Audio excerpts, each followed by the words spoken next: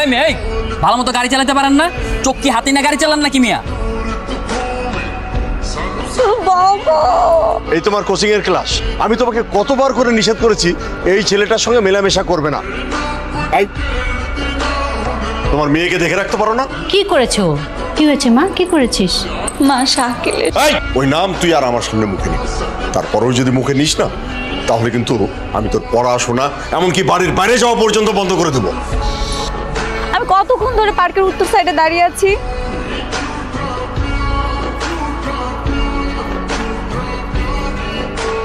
Sorry, আমি আসলে তোমাকে খুঁজে পাচ্ছিলাম না। সমস্যা নেই। ওদিকে কি বারবার ওদিকে তাকাচ্ছ কেন? বাসায় সবাই সবকিছু জানে, কেউ যদি দেখে ফেলে এই জন্য তাকাচ্ছিলাম আর কি। হ্যালো, কোথায় তুমি? না আজকে তো দেখা হবে না। কেন? আচ্ছা আমি রাখি।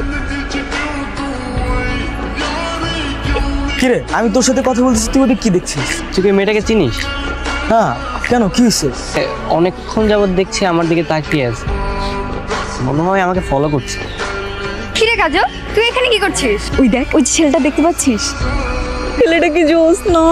শাকিলের সাথে কোনো ঝামেলা হচ্ছে নাকি তোর? আরে না, এত সুন্দর একটা ছেলে দেখার পরে শাকিলের কথা মনে থাকে তুই বল? আমি গিয়ে বলবো নাকি যে আমার বান্ধবী আপনি প্রেমে পড়ে গেছে? সময় হলে আমিই বলবো। মনে হয় তুমি আমাকে কিছু বলতে চাও। তুমি কি আমাকে পছন্দ করো? আমি আপনাকে পছন্দ করি, আর শুধুমাত্র আপনার জন্য এখানে এসে প্রত্যেকদিন দাঁড়িয়ে থাকি। এভাবে স্ট্রেট ফরওয়ার্ড যারা কথা বলে তাদেরকে আমার পছন্দ।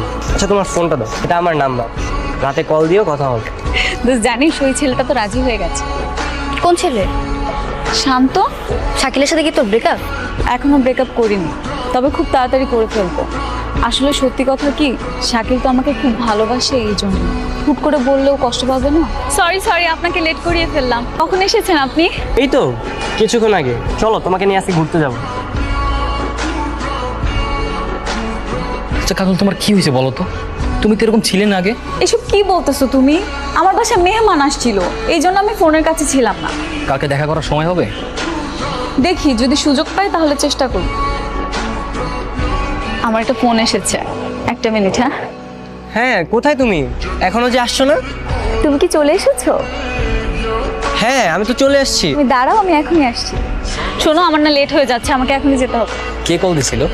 বাসা থেকে কল দিয়েছিল। আরে শাকিল ভাইয়া, এই মামা দাঁড়ান দাঁড়ান দাঁড়ান। আচ্ছা কাজলের কি হয়েছে বলো তো? একটা কথা বলবো ভাইয়া, আপনি কাজলকে ভুলে যান। ওর সাথে আপনারা স্বাভাবিক সম্পর্ক হবে না। কেন? কারণ কালকে আপনি ওকে যার সাথে বাইকে ঘুরতে দেখেছেন, ওই ছেলের সাথেই ও নতুন সম্পর্কে জড়িয়েছে। কাজল আমাকে অনেক ভালোবাসে, আমার কাজল আমাকে ঠকাইতে পারে? বিশ্বাস করুন আর নাই তো, আমার কিছু করার নেই।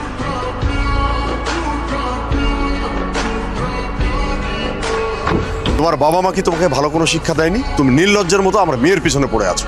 আর যাবো না। গতকাল আমার মেয়েকে নিয়ে সারাদিন কোথায় গিয়েছি? আমি? তুমি নয়তো কে? আমার মেয়ে কি আর কারোর সঙ্গে কথা বলে? সেটা তাকে জিজ্ঞেস করেন না।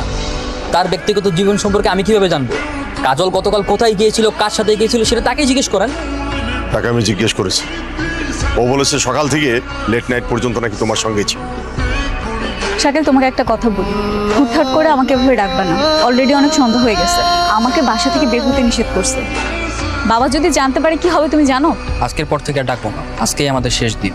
তোমার আর আমার সম্পর্ক ভবিষ্যতে খুব বেশি একটা এগোবে না, কারণ তুমি আর আমি সম্পূর্ণ দুজন আলাদা মানুষ। তার মানে কি তুমি আমার সাথে ব্রেকআপ করতে চাচ্ছ? মনে করো অনেকটা সেরকমই।